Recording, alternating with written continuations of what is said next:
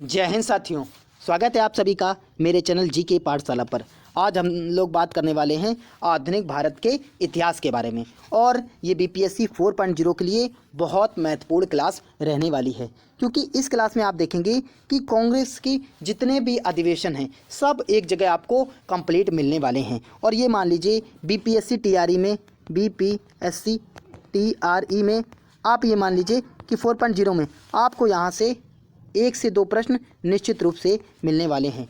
और इन अधिवेशनों को मैंने एक क्रम दिया है और ये मान लीजिए इस क्रम में अगर आप याद रखते हैं तो निश्चित रूप से आप 1 नंबर क्लियर करने वाले हैं। और ये मान लीजिए ऐसे ही छोटे छोटे टॉपिक 15 से 20 मिनट में आते रहेंगे और आपका आधुनिक भारत ये मान लीजिए पूरा कंप्लीट कराने वाले हैं।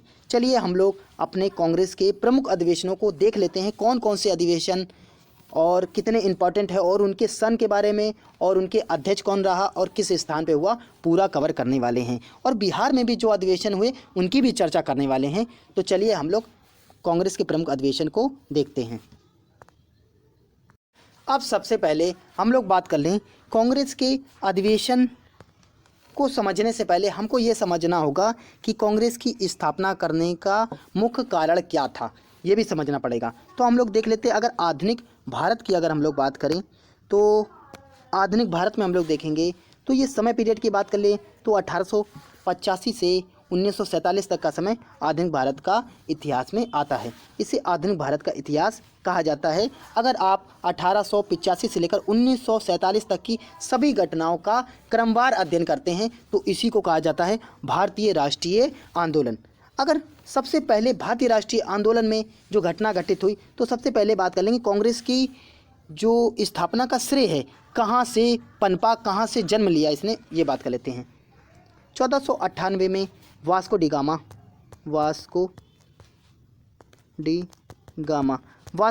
डिगामा क्या हुआ, भारत आया। भारत के कहाँ पे, कालीकट में आया। उसके बाद बात कर लें जो अगली घटना घटित होती है 1600 ईस्वी, इसमें कौन, ईस्ट इंडिया कंपनी आई। कौन, ईस्ट इंडिया कंपनी आई। फिर 1757 का प्लासी का युद्ध, ये क्या है, प्लासी का युद्ध। उसके बाद 1764 का बक्सर का युद्ध। फिर 1857 की क्रांति, जिसके कारण जितने भी भारतीय थे उनके मन में अंग्रेज़ों के प्रति बहुत ज़्यादा आक्रोश की भावना थी। उसी के बदले में जगह जगह राष्ट्रीय पार्टी बन रही थी भारत को स्वतंत्रता दिलाने के लिए। और कुछ भारतीय थे वो ब्रिटेन गए थे शिक्षा ग्रहण करने। जब वो ब्रिटेन से शिक्षा ग्रहण करके आते हैं तो वो देखते हैं कि किस तरीके से भारतीयों का शोषण किया जा रहा है। तो वो उसी के बाद सन 1885 में 28 दिसंबर का दिन था, 28 दिसंबर सन 1885 में कांग्रेस की स्थापना होती है। तो एक एक करके हम लोग बात करने वाले हैं। चलिए, और उसके बाद 1947, ये अगर हम लोग 1498 से 1947 तक का समय देख ले, इसी को कहा जाता है आधुनिक भारत का इतिहास। तो इसी के बारे में आज हम लोग चर्चा करने वाले हैं। और सबसे पहला टॉपिक जो हम लोग का रहने वाला है 1885 में कांग्रेस की स्थापना से। तो कांग्रेस की स्थापना को आज हम लोग देखने वाले हैं, कांग्रेस के प्रमुख अधिवेशन को देखने वाले हैं और बिहार में कांग्रेस के कितने अधिवेशन हुए और किस स्थान पे हुए और उनके क्या अध्यक्ष हैं वो भी आज पूरा कवर करने वाले हैं। चलिए देखते हैं। अगर बात कर लें हम लोग एलन एक्टिवन होम की, इनका नाम क्या है, ए.ओ. होम। इनका पूरा नाम क्या है, इनका पूरा नाम है ए.ओ. होम। क्या नाम है, ए.ओ. होम। इन्हीं को कहा जाता है एलन एक्टिवन होम। ये सिविल सेवा के एक अधिकारी थे जो बंगाल कैडर्स में, इन्होंने 1849 में बंगाल कैडर्स में आईसीएस की परीक्षा क्या है उत्तीर्ण करके ये बंगाल कैडर्स में अधिकारी थे, आईसीएस ऑफिसर थे। उसके बाद अगर बात करें ये कहाँ के थे, ये स्कॉटलैंड के निवासी थे। ये सीधा पेपर में पूछा जाता है। और जब ये 1882 में ये रिटायरमेंट हुए, रिटायरमेंट के बाद क्या है, ये कहाँ चले गए, शिमला चले गए। कहाँ चले गए, शिमला में ये रहने लगे जाके। तो वहाँ पर लोगों ने ये, क्योंकि भारतीयों के प्रति बहुत ज़्यादा उदार प्रवृत्ति के थे, तो इन्हें लोगों ने हर्मिट ऑफ शिमला का क्या कहा, हर्मिट ऑफ शिमला। तो एलन एक्टिवन होम का दूसरा नाम क्या है, मतलब इनको क्या उपाधि दी गई, हर्मिट ऑफ शिमला। उसके बाद इनको जनता का मित्र कहा गया, क्योंकि ये जनता से, भारतीय जनता से बहुत ज़्यादा प्यार करते थे, इस वजह से इनको जनता का मित्र कहा गया। और भारत में पक्षी विज्ञान का जनक भी इन्हीं को ही कहा गया। अब बात कर लें, जब ये रिटायरमेंट हुए तो उसके बाद इन्होंने क्या है जब ये रिटायरमेंट हुए तो उसके बाद इन्होंने पूरे भारत का भ्रमण किया। क्या किया इन्होंने? पूरे भारत का क्या करा? पूरे भारत का इन्होंने क्या किया? भ्रमण किया। और इन्होंने 1882 में जब भ्रमण किया तो इन्होंने पाया कि जगह जगह क्या है, क्षेत्रीय पार्टी बन रही, जगह जगह क्षेत्रीय पार्टी बन रही हैं और राष्ट्रीय नेता पनप रहे हैं, बन रहे हैं, और वो देश को आज़ाद कराने के लिए छोटे छोटे संगठन का निर्माण कर रहे हैं। तो इन्होंने देखा कि भारतीयों के मन में अंग्रेज़ों के प्रति या ब्रिटिश के प्रति बहुत ज़्यादा आक्रोश की भावना है, और ये भावना इतनी ज़्यादा बढ़ गई थी कि ये बहुत बड़ी क्रांति का रूप लेने वाली थी। तो इन्होंने इसकी सूचना किसको दी? इसकी सूचना दी इन्होंने लॉर्ड रिपन को, जिनका कार्यकाल था 1880 से लेकर 1884। ये मद्रास में राष्ट्रवादी नेताओं की क्या करी, इन्होंने जब सूचना दी तो लॉर्ड रिपन और एलन एक्टूबन होम ने मिलकर जब बात करी तो इन्होंने ये कहा, एलन एक्टूबन होम ने, कि लॉर्ड रिपन से कि अगर आप कोई ऐसी भारतीयों की समस्याओं के लिए कोई ऐसे संगठन का निर्माण नहीं करते हैं तो ये मान लीजिए ये 1857 से भी बड़ी क्रांति होने वाली है और इसके कारण हम लोगों को भारत छोड़कर जाना पड़ेगा। तो इसी के लिए जो उस समय तत्काल जो वायसराय थे लॉर्ड रिपन, 1880 से लेकर 1884 तक का उनका कार्यकाल था, तो उन्होंने जितने भी राष्ट्र नेता थे सबकी क्या है, बैठक बुलाई। कहाँ पे? मद्रास में। कहाँ पर? मद्रास में बुलाई 1884 में। और उन्होंने कहा जितने भी राष्ट्र नेता हैं उनके लिए हम क्या है, भारतीयों के लिए एक संगठन बना रहे हैं जिसका नाम रहेगा भारतीय राष्ट्रीय संघ। क्या नाम रहेगा? भारतीय राष्ट्रीय संघ। नाम क्या रहेगा? भारतीय राष्ट्रीय संघ। नाम क्या रहेगा? भारतीय राष्ट्रीय संघ। और इसमें भारतीयों की समस्याओं को सुना जाएगा पूरा का पूरा। और आप 28 दिसंबर 1885 को 28 दिसंबर 1885 की कांग्रेस का पहला अधिवेशन होगा। तो क्या हुआ उस समय बात कर लें। अब बात कर लेते हैं, ये हम बताएंगे कि अधिवेशन कहाँ हुआ वो बताएंगे। तो सबसे पहले आप समझ लीजिए कांग्रेस के गठन के सिद्धांत क्या थे। अगर कांग्रेस के गठन के सिद्धांत के बारे में बात कर ले तो कांग्रेस के गठन के 3 सिद्धांत थे। पहला सिद्धांत क्या है? पहला सिद्धांत है कि सुरक्षा कपट का सिद्धांत। ये किसने दिया? लाला लाजपत राय ने। सुरक्षा कपट का सिद्धांत किसने? लाला लाजपत राय ने। षड्यंत्र का सिद्धांत किसने दिया? रजनी पालमे दत्त ने दिया। और त्वरित चालकता का सिद्धांत किसने दिया? गोपाल कृष्ण गोखले ने दिया। ये कांग्रेस के गठन के सिद्धांत हैं। चलिए और आगे देख लेते हैं।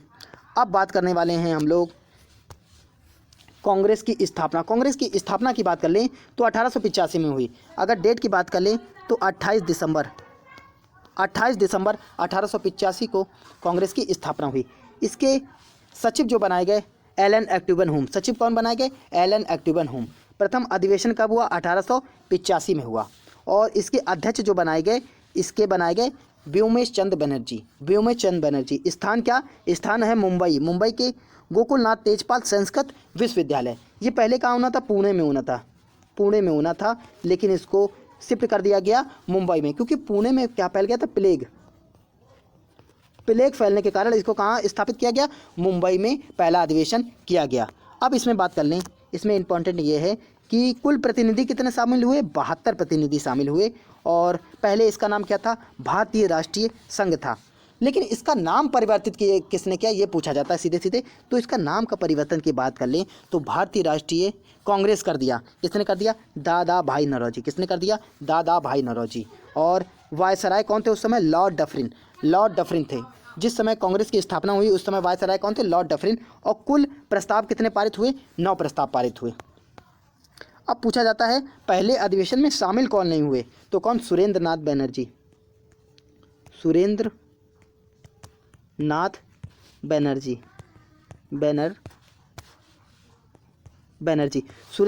बैनर्जी क्या है?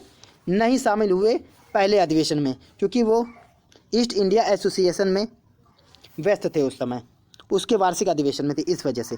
चलिए दूसरे अधिवेशन की अगर हम लोग बात कर लेंगे तो दूसरे अधिवेशन की 1886 का अधिवेशन। स्थान की बात कर लेंगे तो कोलकाता। अध्यक्ष की बात कर लेंगे तो दादा भाई नौरोजी। इनको प्रथम फारसी अध्यक्ष कहा जाता है। प्रथम पारसी अध्यक्ष, फारसी नहीं, प्रथम पारसी अध्यक्ष कहा जाता है। पुस्तक की बात कर लें, poverty in un British rule of India. Most important, ये सीधे पुस्तक पूछी जाती, मोस्ट इंपॉर्टेंट है ये पुस्तक। उसके बाद great old man of India भी इन्हीं को कहा जाता है। उसके बाद बात कर लेंगे, ये 3 बार अध्यक्ष पद पर रहे। पहले 1886 में रहे, फिर 1893 में रहे, फिर 1906 में रहे। 3 बार इन्होंने अध्यक्ष पद ग्रहण किया। अगर तीसरे अधिवेशन की बात कर लें तो ये 1887 का अधिवेशन कहाँ हुआ, मद्रास में हुआ। अध्यक्ष की बात कर लें बदरुद्दीन तैयब जी, प्रथम मुस्लिम अध्यक्ष। ये क्या थे, ये प्रथम मुस्लिम अध्यक्ष थे। चलिए आगे देख लेते हैं। अगर बात कर लें चतुर्थ अधिवेशन की तो ये 1888 का अधिवेशन, स्थान क्या है, इलाहाबाद। और अगर अध्यक्ष की बात करें जॉर्ज यूले, और प्रथम ये अंग्रेजी अध्यक्ष थे और प्रथम इनको यूरोपीय अध्यक्ष के नाम से जाना जाता है। सीधे सीधे पूछा जाता है पेपर में। चलिए और आगे देख लेते हैं। फिर ये मोस्ट इम्पॉर्टेंट अधिवेशन है 1896 का अधिवेशन। कौन सा, कलकत्ता अधिवेशन। अगर अध्यक्ष की बात कर लेंगे बदरुद्दीन रहमतुल्लाह शाहनी, अध्यक्ष क्या है, रहमतुल्लाह शाहनी। द्वितीय मुस्लिम अध्यक्ष कौन से हैं, ये दूसरे मुस्लिम अध्यक्ष हैं। पहली बार इसी अधिवेशन में वंदे मातरम गीत गाया गया। पहली बार इसी अधिवेशन में क्या है, वंदे मातरम गीत गाया गया। और किसने गाया, बंकिम चंद्र चटर्जी द्वारा रचित था। किसके द्वारा रचित था, बंकिम चंद्र चटर्जी द्वारा। और दादा भाई नौरोजी ने धन का बहिर्गमन सिद्धांत इसी अधिवेशन में क्या है, पारित किया। धन का बहिर्गमन सिद्धांत, दादा भाई नौरोजी। चलिए और बात कर लेते हैं आगे। अब आगे देख लेते हैं हम लोग 1906 का अधिवेशन, स्थान क्या है, कोलकाता अधिवेशन। और अध्यक्ष कौन है, दादा भाई नौरोजी, दादा भाई नौरोजी। इस अधिवेशन में 4 प्रस्ताव पारित किए गए। मोस्ट इम्पॉर्टेंट यहाँ से सीधे सीधे पूछा जाता है। कौन कौन से, स्वदेशी आंदोलन, बहिष्कार आंदोलन, उसके स्वराज और राष्ट्रीय शिक्षा। ये क्या है, 4 प्रमुख प्रस्ताव पारित किए गए। उसके बाद अगर आगे बात कर लें, स्वराज मेरा जन्मसिद्ध अधिकार, ये किसने कहा, बाल गंगाधर तिलक, बाल गंगाधर तिलक, बाल गंगाधर तिलक ने कहा स्वराज मेरा जन्मसिद्ध अधिकार है। चलिए और आगे देख लेते हैं। अब बात कर लेंगे 1907 का अधिवेशन, जिसे कहा जाता है सूरत अधिवेशन। इसकी अध्यक्षता किसने की, रास बिहारी घोष, रास बिहारी घोष ने। उपाध्यक्ष कौन थे, फिरोज शाह मेहता। ये इसी अधिवेशन में गरम दल और नरम दल दोनों क्या हो गए, अलग हो गए। इसी अधिवेशन में क्या, गरम दल नरम दल क्या हो गए, अलग हो गए। अब हम लोग बात कर लेते हैं 1911 के अधिवेशन की। कौन सा अधिवेशन है, 1911 का, और स्थान क्या है, कोलकाता। अध्यक्ष कौन है, विश्व नारायण धर, विश्व नारायण धर। कौन है, विश्व नारायण धर। उसके बाद बारे में बात कर लें कि प्रथम बार राष्ट्रीय गान जन गण मन गाया गया। कौन, जन गण मन गाया गया। रचयिता कौन है, रविंद्रनाथ टैगोर। अच्छा, लिया कहाँ क्या, तत्बोधिनी पत्रिका भारत भाग विधाता शीर्षक से ये लिया गया है। हर अधिवेशन की मोस्ट इंपॉर्टेंट लाइन बता रहे हैं, यहीं से आएगा पेपर में, आपको यहीं से देखने को मिलने वाला है। अब हम लोग बात करने वाले हैं 1912 का अधिवेशन, स्थान है बांकीपुर पटना। तो ये बिहार में होने वाला प्रथम अधिवेशन है। इसके अध्यक्ष के बारे में बात कर लें तो ये RN मधोलकर, रंगनाथ मधोलकर। क्या पूरा नाम है, रंगनाथ मधोलकर। अगर तथ्यों की बात कर लें तो बिहार में आयोजित होने वाला प्रथम अधिवेशन, मोस्ट इंपॉर्टेंट, सीधा पूछा जाता है ये। उसके बाद बात कर लें, यह कांग्रेस का 27वां अधिवेशन था। इसका क्रम भी याद रखना है कि ये कांग्रेस का क्या है, 27वां अधिवेशन था। उसके बाद बात कर लें, बिहार में कांग्रेस के प्रमुख 3 अधिवेशन हुए। बिहार में कौन कौन से कांग्रेस के प्रमुख 3 अधिवेशन हुए हैं, कौन कौन से हुए हैं, उसके बारे में बात कर लेते हैं। पहला है 1912 का अधिवेशन, जिसे बांकीपुर अधिवेशन कहते हैं, और ये कहाँ हुआ, पटना में हुआ। पटना में हुआ बांकीपुर अधिवेशन, और इसके जो अध्यक्ष हैं RN मधोलकर, रंगनाथ मधोलकर। उसके बाद दूसरे अधिवेशन की बात करें 1922 का गया अधिवेशन, अध्यक्ष चित्तरंजन दास हैं। उसके बाद बात कर लेंगे 1940 का अधिवेशन, रामगढ़ अधिवेशन। इसमें कौन है, मौलाना अब्दुल कलाम आज़ाद। अध्यक्ष कौन है, मौलाना अब्दुल कलाम आज़ाद। तो बिहार में 3 अधिवेशन हुए, तीनों अधिवेशन मोस्ट इंपॉर्टेंट है, ये आप याद रखिएगा। चलिए और आगे देख लेते हैं। अगर हम लोग अगले अधिवेशन की बात कर लें तो अगला अधिवेशन है 1916 का अधिवेशन, स्थान क्या है, लखनऊ। उसके बाद अध्यक्ष की बात कर लें, अंबिका चरण मजनूमदार, अंबिका चरण मजनूमदार। इसी अधिवेशन में गरम दल और नरम दल दोनों एक हो गए, और कांग्रेस और मुस्लिम लीग दोनों के बीच समझौता हो गया। इसी को लखनऊ पैक्ट के भी नाम से जाना जाता है। उसके बाद बात कर लें हम लोग अगला अधिवेशन 1917 का अधिवेशन, कोलकाता अधिवेशन। कहाँ हुआ, स्थान क्या है, कोलकाता। अध्यक्ष कौन है, एनी बेसेंट। कौन है, एनी बेसेंट। ये प्रथम महिला अध्यक्ष है। कौन है, प्रथम महिला अध्यक्ष हैं, और प्रथम यूरोपीय महिला अध्यक्ष, दोनों हैं ये। प्रथम महिला अध्यक्ष हैं, प्रथम यूरोपीय महिला अध्यक्ष हैं। चलिए और आगे देख लेते हैं। अब बात अगर हम लोग कर लें अधिवेशन की, तो ये अधिवेशन है, अगला अधिवेशन है 1924 का अधिवेशन। स्थान की बात करेंगे तो बेलगांव कर्नाटक। और बात कर लें अगर अध्यक्ष की, महात्मा गांधी। ये पहला अधिवेशन था जिस अधिवेशन में महात्मा गांधी ने अध्यक्षता की। ये पहला अधिवेशन था 1924 का अधिवेशन। 1925 के अधिवेशन की बात कर लें तो 1925 का अधिवेशन कहाँ हुआ? कानपुर में हुआ। और अध्यक्ष कौन है? सरोजिनी नायडू। सरोजिनी नायडू प्रथम भारतीय महिला अध्यक्ष। ये क्या है? प्रथम भारतीय महिला अध्यक्ष, प्रथम भारतीय महिला अध्यक्ष हैं। ये कौन है? प्रथम भारतीय महिला अध्यक्ष हैं। उसके बाद बात कर ले 1929 का अधिवेशन, लाहौर अधिवेशन।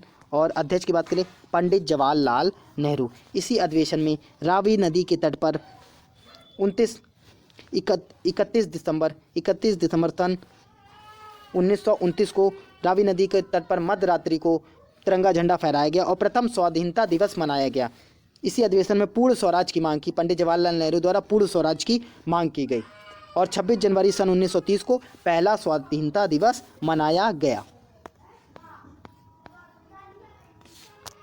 अब हम लोग बात करने वाले हैं 1931 का अधिवेशन। कौन सा? कराची अधिवेशन। अध्यक्ष कौन है? सरदार वल्लभ भाई पटेल। अध्यक्ष कौन है? सरदार वल्लभ भाई पटेल। अगर बात कर लें अधिवेशन 1937 का अधिवेशन, स्थान है फैजपुरी महाराष्ट्र। स्थान क्या है? फैजपुरी महाराष्ट्र। अध्यक्ष कौन है? अध्यक्ष है पंडित जवाहरलाल नेहरू। इसी को प्रथम बार गांव में अधिवेशन, गांव का अधिवेशन कौन है? फैजपुरी अधिवेशन। उसके बाद 1938 का अधिवेशन, स्थान क्या है?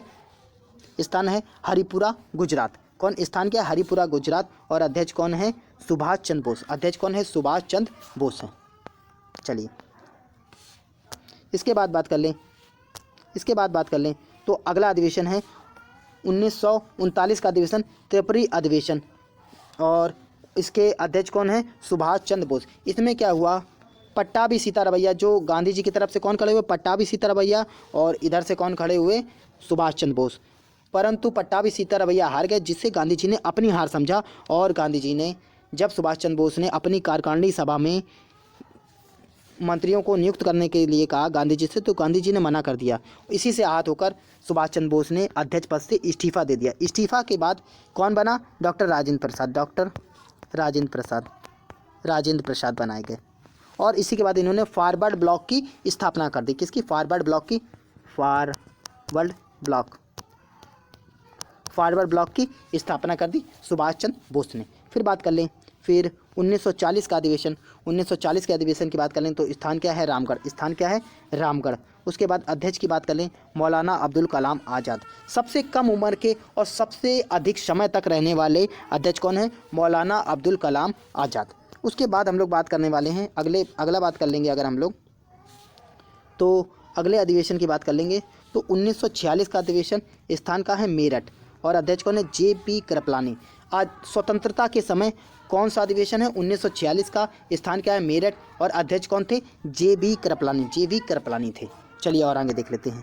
अब हम लोग बात कर लेते हैं कांग्रेस से संबंधित जितने भी महत्वपूर्ण कथन हैं जो कहे गए हैं उसके विषय में बात करने वाले हैं। और बीपीएससी यहाँ से जरूर एक ना एक प्रश्न जरूर पूछता है। चलिए देख लेते हैं और ट्रिक से याद कराएंगे आपको। निश्चित रूप से आप कहेंगे सर आपने क्या बताया है, हमको तो याद हो गया एक ही बार में। चलिए अब बात कर लें कि कांग्रेस 6 रोग से मरने वाली, कांग्रेस क्या है? 6 रोग से मरने वाली किसने कहा? अरविंदो घोष ने। अरविंदो घोष में अरविंद ऐसे लिखा, अरविंद लिखा है। तो यहाँ से ले लीजिए 3 और ये बीच का डंडा क्या है? 1, 3 + 1 4 और फिर ये रा का ले लीजिए 2, तो 3 3 6 हो गया।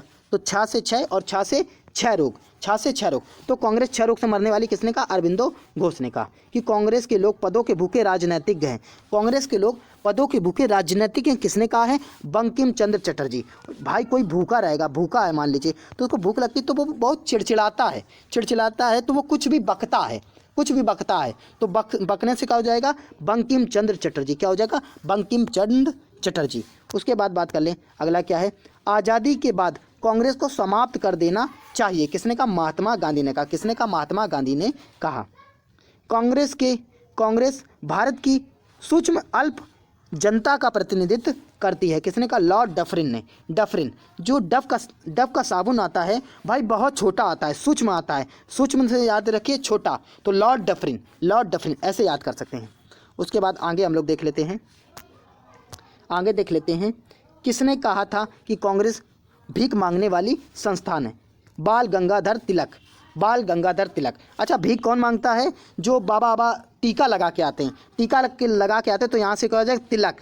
तो आप याद रख सकते हैं किसने कहा था कि कांग्रेस भूख मांगने वाली संस्थान है? बाल गंगाधर तिलक ने कहा था। तिलक से याद कर सकते हैं। चलिए और आगे चलते हैं।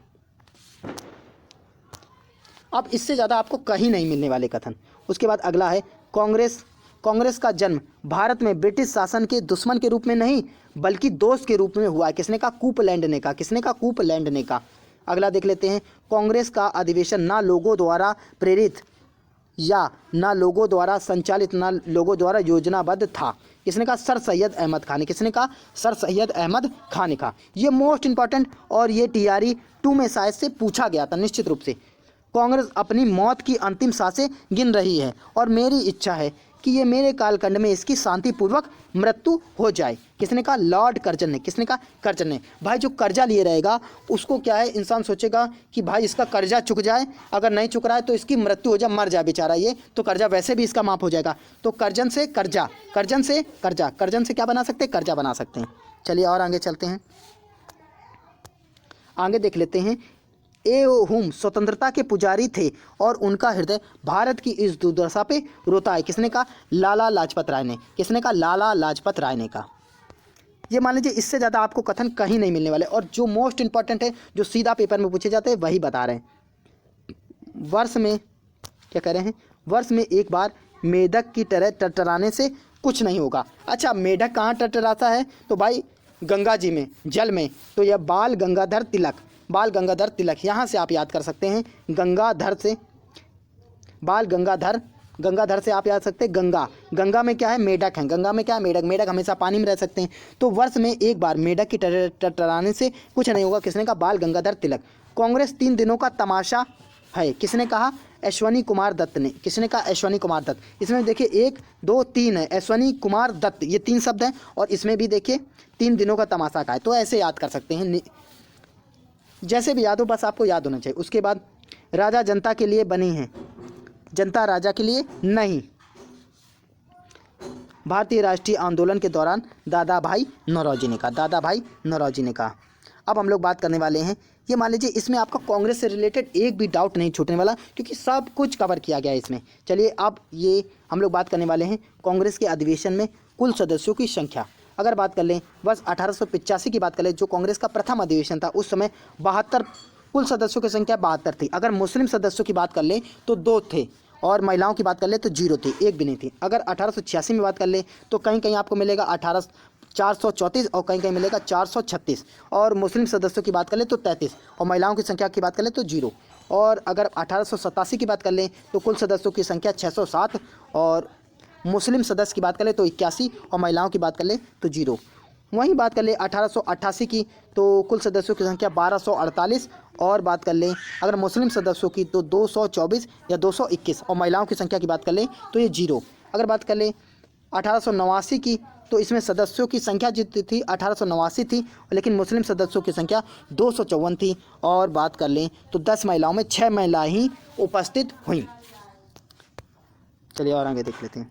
अगर आपने इतना कवर कर लिया तो निश्चित रूप से मैं यकीन दिलाता हूं आपका कांग्रेस के अधिवेशन से एक भी क्वेश्चन नहीं छूटने वाला, और मैं आपके लिए ऐसे ही 15-15 20-20 मिनट का वीडियो लाते रहेंगे जिससे कि आपका सारा टॉपिक एक जगह करवाने वाला हूं, और आधुनिक भारत से रिलेटेड आपका कोई डाउट नहीं रहने वाला। तो आपको क्या करना है, ज़्यादा से ज़्यादा आपको बताना है कि आपको वीडियो कैसा लगा। आप कमेंट करने के लिए पूरी तरीके से स्वतंत्र हैं, और आपको इसी तरीके से जो इम्पोर्टेंट है, एकदम इम्पोर्टेंट, वही पढ़ाया जाएगा। कुछ भी एक्स्ट्रा नहीं पढ़ाया जाएगा जो आपके एग्ज़ाम में नहीं आने वाला। मैंने पूरा एग्ज़ाम एनालिसिस किया है, एक एक टॉपिक को देखा है, तो ये मान लीजिए एक भी टॉपिक आपका नहीं छूटने वाला। तो आपको वीडियो जैसा भी लगा हो तो ज़्यादा से ज़्यादा आपको कमेंट करना है, वीडियो को शेयर करना है, चैनल को सब्सक्राइब करना है। जय हिंद, जय भारत, राधे राधे।